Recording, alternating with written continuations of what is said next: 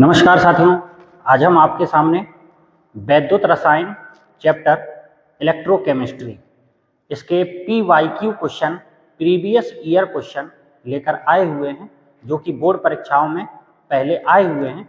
तो आइए उनको बिना समय गंवाए समझते हैं। और अगर आप वीडियो ध्यान से देखेंगे तो आपको ये जो क्वेश्चन है उसका जो सॉल्यूशन है वो बहुत अच्छे से समझ में आएगा और आप आने वाली बोर्ड परीक्षा में कुछ अच्छा, बहुत ही अच्छा, बेहतर उससे कर पाएंगे। तो आइए देखते हैं। Question Zn plus Cu plus 2 gives Zn plus 2 plus Cu। Zn solid अवस्था में है, Cu प्लस 2 एक्वस जली विलयन में है, ये भी एक्वस है और ये सॉलिड है। इसमें आपको मानक इलेक्ट्रोड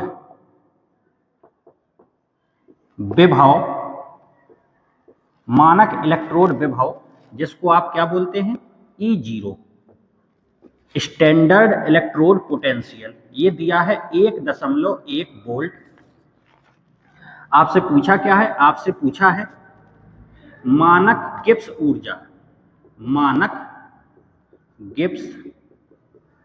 ऊर्जा, जिसको आप प्रदर्शित करेंगे डेल्टा G0। ये अपन को कैलकुलेट करना है, निकालना है, ठीक है। तो इसका सूत्र होता है डेल्टा G0 बराबर -NF E cell. E0 cell कहिए या केवल E0 कहिए, एक ही बात है। इसमें N होता है इलेक्ट्रॉनों की संख्या। अब इलेक्ट्रॉनों की संख्या रिएक्शन से पता चलेगी। यहाँ Zn की ऑक्सीकरण संख्या, ऑक्सीडेशन नंबर 0 है। तो यहाँ देखिए Zn 0 से यहाँ कितना हो गया, +2। इसका मतलब इधर 0 है, इधर +2, तो अंतर कितने का हुआ, 2 का। इसका मतलब 2 इलेक्ट्रॉनों का अंतर है। या फिर इसमें देख लीजिए, यहाँ पे भी देखेंगे तो Cu की ऑक्सीकरण संख्या यहाँ पे 0 है, तो यहाँ +2 है, यहाँ 0 है, तब भी अंतर कितने का है, 2। इसका मतलब 2 इलेक्ट्रॉनों का अंतर है। तो या तो आप Zn वाले में चेक कर लें तब भी 2 आएगा, Cu वाले में चेक करें तब भी 2 आएगा। तो इसका मतलब N का मान कितना हो गया, 2। F होता है फैराडे नीयतांक F बराबर 96500 कूलाम प्रति मोल। तो 96500 रख दिया।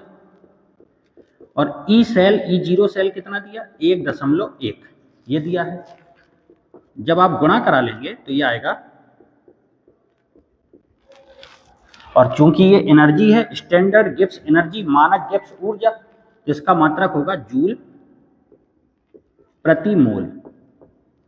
ये हमारा क्या हो गया, आंसर।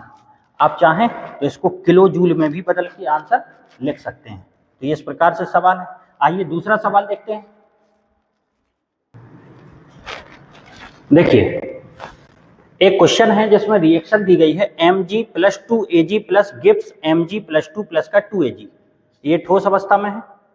इसकी सांद्रता दी गई है 0.0001 m, कैपिटल M, इसका मतलब होता है मोलैरिटी, मोलरता।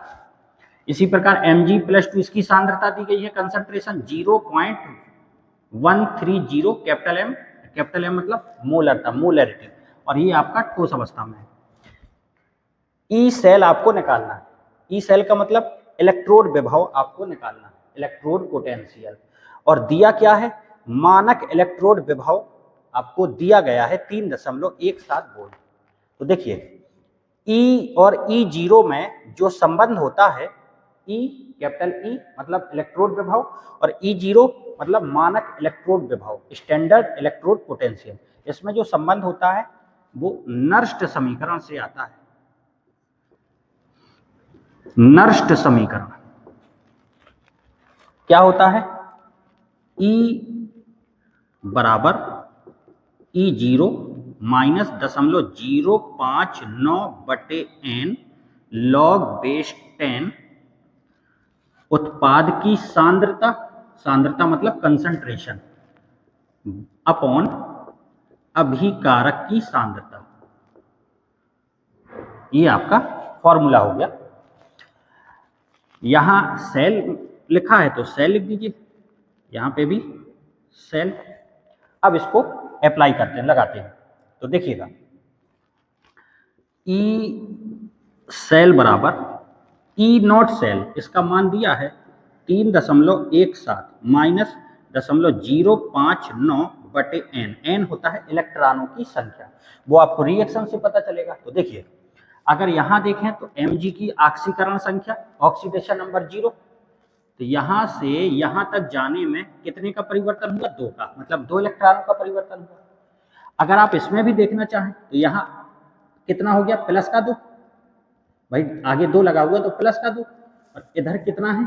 0। तो अगर यहाँ पे भी आप परिवर्तन देखें तो यहाँ आवेश कितना हो गया? प्लस का 2, और इधर कितना है? 0, तब भी परिवर्तन कितने का है? 2 का। तो अगर आप mg से भी देखते हैं तब भी परिवर्तन 2 का, मतलब 2 इलेक्ट्रॉनों का परिवर्तन। और अगर इसमें भी देखेंगे Ag वाले में तो 2Ag प्लस हो गया, तो 2Ag प्लस का मतलब आवेश चार्ज कितना है? प्लस 2, और इधर कितना है? 0, तब भी परिवर्तन कितने का है? 2 का। तो यहाँ n का मान हमने 2 रखा। log बेस 10 उत्पाद, उत्पाद mg plus 2 into Ag, Ag, और आगे जो संख्या लिखी होती है उसको घात में लगा देते हैं, बटे अभिकारक, अभिकारक mg इंटू Ag प्लस, और जो आगे संख्या लिखी है उसको घात में लगा दीजिए। ठीक है, अब 3.17 माइनस का भाग दिया 0.0295 log बेस 10। देखिए mg प्लस 2, mg प्लस 2 की सांद्रता दी गई है, कंसंट्रेशन 0.130, ठीक, इंटू Ag, Ag है शुद्ध ठोस, ये आयन है, आयन की सांद्रता दी गई है, और Ag है ठोस, और ठोस का जो मोलर सांद्रण होता है वो 1 होता है, 1 हो गया, बटे ये ठोस है सॉलिड। Mg देखिए ये भी ठोस है, Mg ये ठोस है, और ये बगल वाला क्या है? इसमें आयन है। तो ये जो ठोस है, शुद्ध ठोस का सांद्रण कितना होता है? 1। Ag प्लस, Ag प्लस का ये दिया है 0.000.0001, और इसका क्या है? स्क्वायर। ठीक है, 3.17 ऋण 0.0295 log बेस 10, ये तो 1 है, ये हो गया 0.130 अपॉन, अच्छा ये देखिए 10 की पावर माइनस का 1 2 3 4 माइनस 4 का स्क्वायर। ठीक है, दशमलव हटाया तो यहाँ 1 2 3, ये 0 से ये 0 खत्म आपका।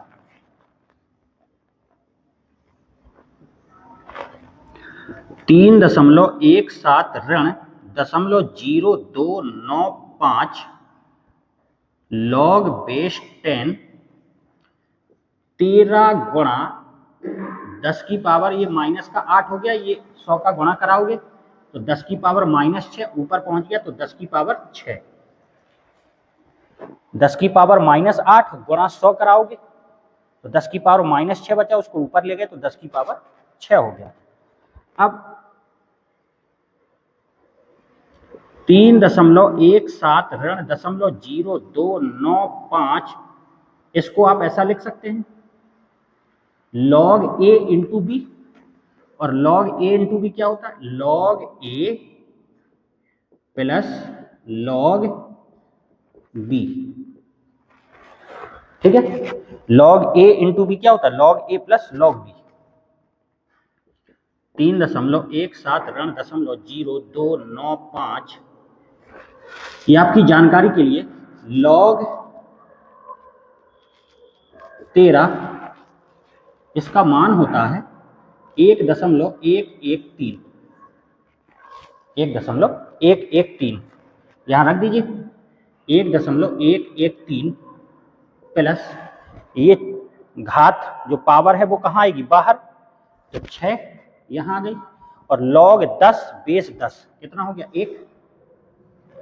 ठीक है, 3.17 ऋण 0.0295 गुणा, इसको हल किया तो 7.113 आ गया।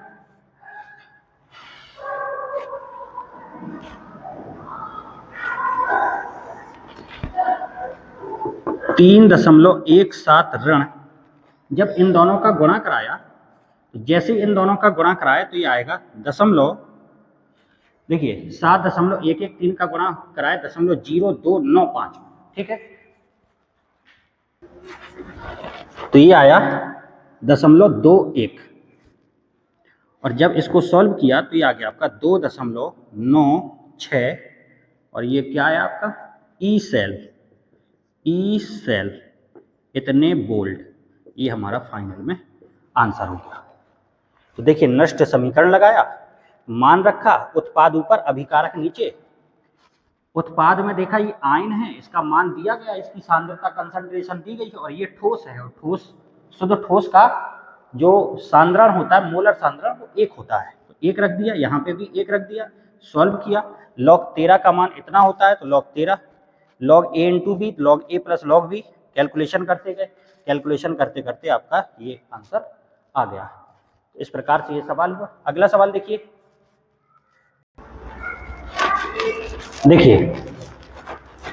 इस क्वेश्चन में ये आपको सेल दिया गया है, और सेल कौन सा है, सेल जो दिया गया है, तो इसमें ये जो है वो मानक हाइड्रोजन इलेक्ट्रोड है, मानक standard hydrogen electrode. Hydrogen electrode कैसे पता चला, देखो ये हाइड्रोजन लिखा हुआ है और ये प्लेटिनम भी लिखा हुआ है, तो इससे आपको अंदाज लग गया मानक हाइड्रोजन इलेक्ट्रोड है। और मानक हाइड्रोजन इलेक्ट्रोड का जो मानक इलेक्ट्रोड विभव होता है वो 0 होता है, ये आप सबको पता होगा।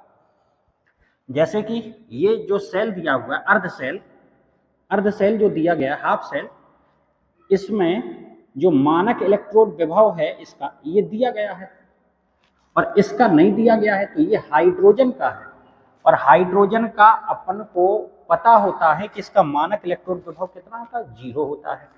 ईएमएफ आपको निकालना है, इलेक्ट्रोम्यूटो फोर्स, विद्युत वाहक बल, या इसी को आप कह सकते हैं कि आपको ई निकालना है। क्या निकालना है साथियों, ई निकालना है। तो आइए देखिए, सबसे पहले आप ये जो सेल दिया गया है इसको रिएक्शन में कन्वर्ट कर लीजिए। तो रिएक्शन में जब आप कन्वर्ट करेंगे तो देखिए Fe प्लस ये आधा सेल, ये आधा सेल, ठीक है, और इन दोनों को अलग करने के लिए ये इस प्रकार से 2 तिरछी लाइन बना दी जाती हैं। तो इधर का पहला लिया और इधर का पहला लिया, गिब्स, इधर का दूसरा और इधर का दूसरा, भाई ये आधा सेल हुआ, ये डिस्ट्रीब्यूशन बंटवारा हो गया, और ये दूसरा सेल लिखा हुआ है। तो इस तरफ का पहला लिया तो इस तरफ का भी पहला ले लीजिए, तो ले लिया। रिएक्शन लिखने का तरीका बता रहे हैं आपको। अच्छा, इधर का दूसरा लिया, उधर का दूसरा लिया, Fe+2 प्लस का H2, ठीक है। अब इसमें आप देखें, यहाँ +2 है, यहाँ 0 है, यहाँ H कितने लिखे, 2, तो आपको यहाँ 2 लगाना पड़ेंगे। अब देखिए इधर कितना हो गया, +2, इधर भी कितना है, +2, तो रिएक्शन हमारी बैलेंस हो गई, संतुलित हो गई, ठीक है। अब यहाँ से आपको देखने से अंदाज लगा होगा n का मान कितना हो गया, 2, n का मान कितना हो गया, 2, क्योंकि 0 इधर 2, इसमें देखेंगे तो 2, अगर हाइड्रोजन वाले में देखेंगे तब भी कितना आ रहा, 2। वी नो दैट, आप क्या जानते हैं, आप ये जानते हैं कि E0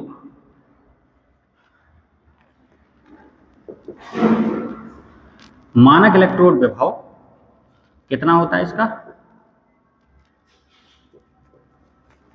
0। हाइड्रोजन का मानक इलेक्ट्रोड विभव कितना होता है, 0। अब नष्ट समीकरण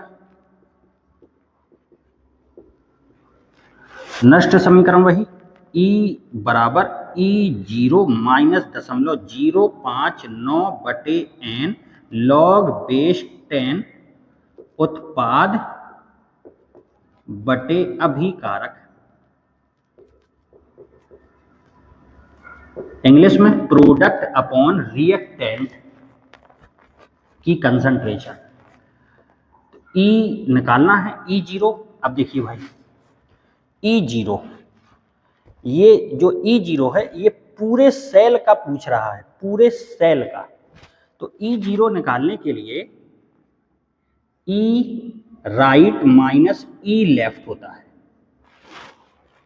सेल का मानक इलेक्ट्रोड विभव निकालने के लिए E right minus E left, minus का 0.059 बटे n का मान आपको बता दिया 2 log बेस 10 उत्पाद।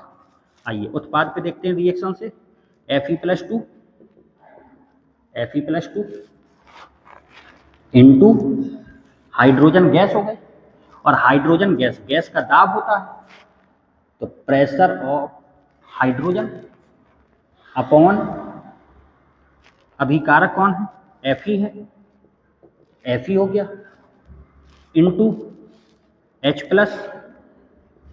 प्लस और आगे 2 लगा हुआ है तो इसको कहाँ घात में लगा देंगे। इस प्रकार से ये सूत्र बना लिया उत्पाद बटे अभिकारक से।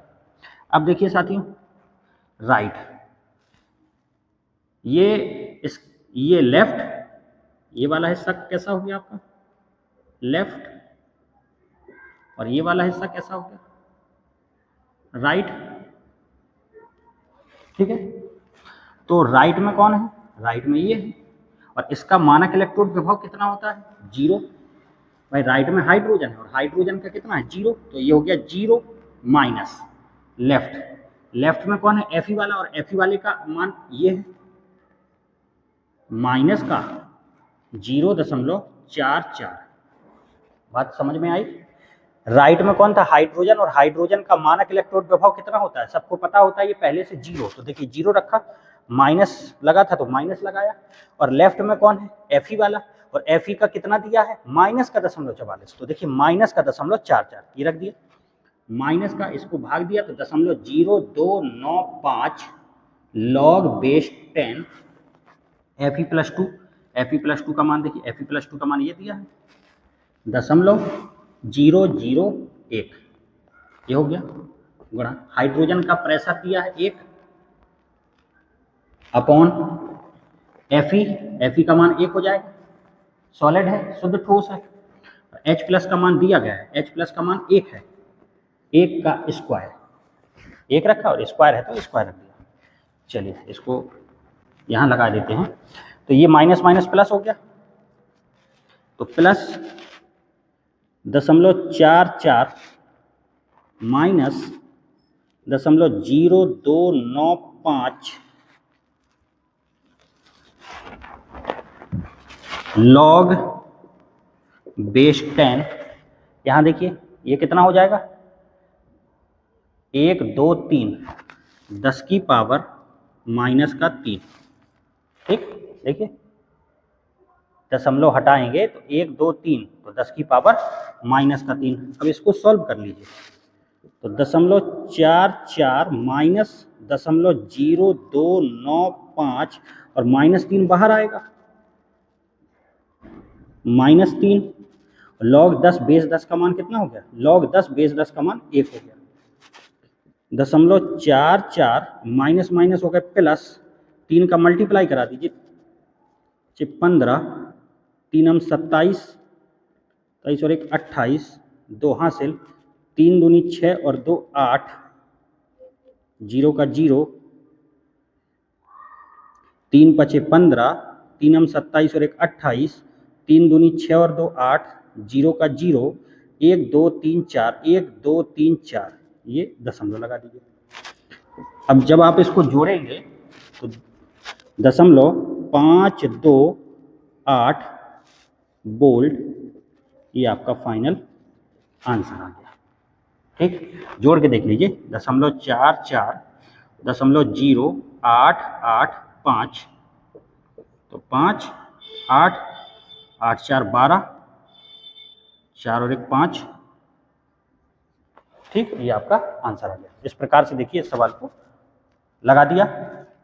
अगला सवाल देखिए, इस सवाल में देखिए, इस सवाल में आई विद्युत धारा दी गई है 1 एम्पियर, समय दिया है 900 सेकंड और कॉपर का द्रव्यमान पूछ रहा है। कॉपर का द्रव्यमान पूछ रहा है, द्रव्यमान का मतलब W, ये पूछ रहा है। दिया क्या है? दिया है कॉपर Cu का जो परमाणु भार होता है, परमाणु भार, ये आपको दिया है 63। ठीक है, अब देखिएगा, ये फैराडे का जो पहला नियम है, W बराबर ZIT, तो W निकल आएगा। Z होता है विद्युत रासायनिक तुल्यांक, और विद्युत रासायनिक तुल्यांक का सूत्र होता है E/96,500। ये फैराडे नीतांक है 96,500, तो E/F होता है Z बराबर E/F, F हो गया फैराडे नीतांक, तो कितना लिख दिया E/96,500। और जो E है ये होता है तुल्यांकी भार। E बराबर कैसे निकालेंगे तुल्यांकी भार? तो कॉपर सल्फेट की चर्चा कर रहा है,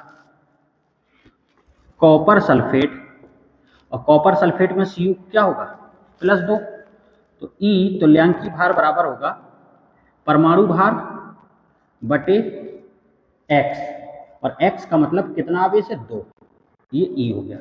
फिर से आप देख लीजिए, Z हो गया वैद्युत रासायनिक तुल्यांक, ये हो गया, और E होता है तुल्यांकी भार, इक्विवेलेंट वेट। तो जो E आएगा ये आएगा परमाणु भार, एटॉमिक वेट कितना है 63 बटे X, सो बटे में 2 आ गया। क्यों 2 आया? क्योंकि कॉपर सल्फेट में Cu किस अवस्था में +2 अवस्था में है, क्योंकि Cu +2 होगा, SO4 -2 होगा, तो Cu +2 है, तो इसलिए यहाँ पे 2 आ गया। तो यहाँ पे इंटू I इंटू T मान रखा, 63/2 गुणा 96,500 गुणा I 1 हो गया और T 900 हो गया।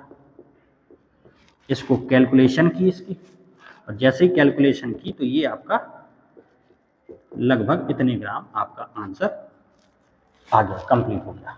आइए अगला सवाल देखते हैं।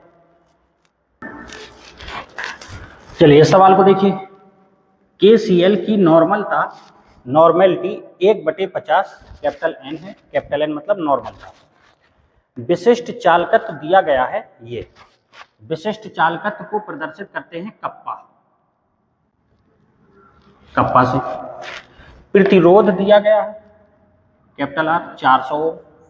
सेल स्थिरांक पूछा है, सेल स्थिरांक होता क्या है L/A, ये सेल स्थिरांक आपसे पूछा है।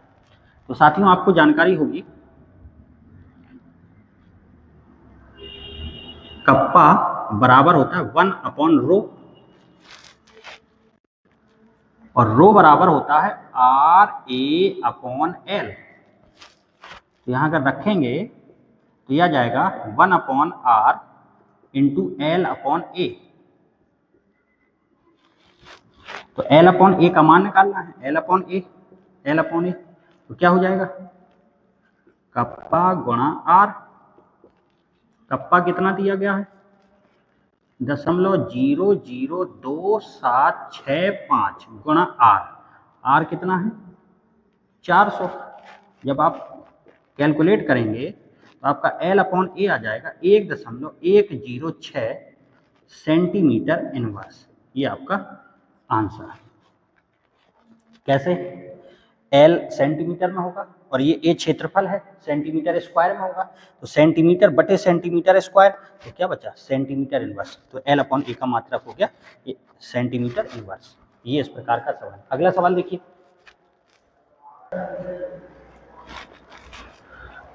देखिए साथियों 0.00241 कैपिटल M मतलब मोलरता, एसिटिक अम्ल की चालकता कंडक्टेंस 7.896 गुणा 10⁻⁻5 सीमेन सेंटीमीटर इनवर्स है। इसकी मोलर चालकता ज्ञात कीजिए। तो एक तो आपको मोलर चालकता निकालनी है। यदि अनंत तन्यता पर एसिटिक अम्ल की मोलर चालकता इतनी हो तो वियोजन स्थिरांक निकालना है। तो देखिए सवाल को कैसे लगाएंगे। इसमें आपको मूलरता दी गई है,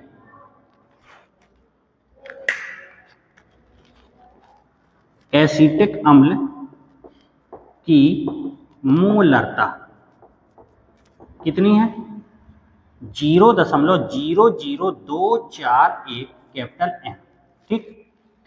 और चालकता ये दी गई है, चालकता को आप कंफ्यूज मत होइए, चालकता को सी से प्रदर्शित करते हैं, लेकिन इसका मात्रक देखिए क्या दिया है, सीमेंस सेंटीमीटर इनवर्स। इसका मतलब है ये जो चालकता है ये विशिष्ट चालकता है, जिसको आप लोग कप्पा कहेंगे। 7.896 गुणा 10 की पावर -5 सीमेन सेंटीमीटर इनवर्स। फिर से ध्यान से देख लीजिए, चालकता लिखा जरूर है लेकिन मात्रक पर गौर करिए, क्या लिखा है, सीमेन सेंटीमीटर इनवर्स। तो सीमेन सेंटीमीटर इनवर्स लिखा हुआ है, इसका मतलब ये कप्पा का मान है। मोलर चालकता ज्ञात करनी है, मोलर चालकता कैप एम ये निकालना है। तो कैप एम बराबर कप्पा गुणा 1000 बटे एम, मतलब मोलरता। तो कप्पा का मान कितना है, कप्पा का मान है 7.896 गुणा 10 की पावर -5 गुणा 1000 बटे मोलरता, मोलरता है 0.00241। जब साथियों आप इसको सॉल्व करेंगे, जब आप इसको सॉल्व करेंगे तो सॉल्व करने पर इतना आ जाएगा, आपको सॉल्व करना है, सॉल्व करने के बाद इतना आ जाएगा, सीमेन सेंटीमीटर स्क्वायर मोल इनवर्स। ये आपका एक आंसर आ गया, ठीक। अब देखिए आगे, आगे कहता है यदि अनंत तनुता पर एसिटिक अम्ल की मोलर चालकता, मतलब आपको आगे दिया है, क्या दिया गया है, अनंत तनुता पर मोलर चालकता कितनी दी है, 390 सीमेन सेंटीमीटर स्क्वायर मोल इनवर्स। तो आपको वियोजन स्थिरांक निकालना है, वियोजन स्थिरांक जिसको आप के बोलेंगे, वियोजन स्थिरांक ये अपन को निकालना है। आइए देखिए करना क्या है कि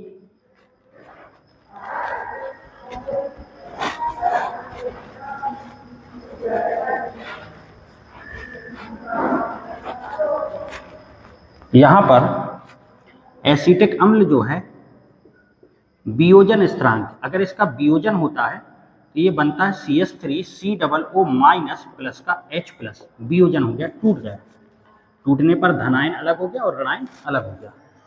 प्रारंभ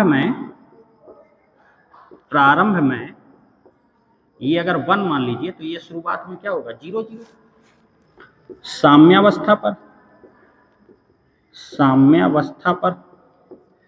साम्यावस्था पर ये कुछ खर्च होगा, तो वियोजन की बात चल रही है, तो वियोजन की मात्रा डिग्री ऑफ डिसोसिएशन, वियोजन की मात्रा डिग्री ऑफ डिसोसिएशन, इसको अल्फा मान लिया। तो अगर ये अल्फा खर्च हो गया तो बचा कितना, 1 माइनस अल्फा। अगर ये अल्फा खर्च हुआ है तो ये अल्फा बनेगा और ये भी अल्फा आपका बनेगा, ठीक है। अब वियोजन स्थिरांक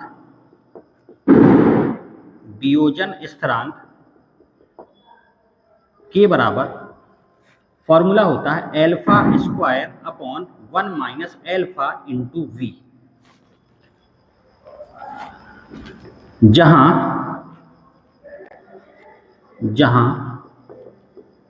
वी तनुता और तनुता बराबर होता है 1 बटे मोलरता। तो वी बराबर क्या हो जाएगा, 1 बटे मोलरता, मोलरता देखिए, मोलरता ये है, मोलरता कितनी है, 0.00241 मोलरता, 0.00241, ये वी का मान हो गया।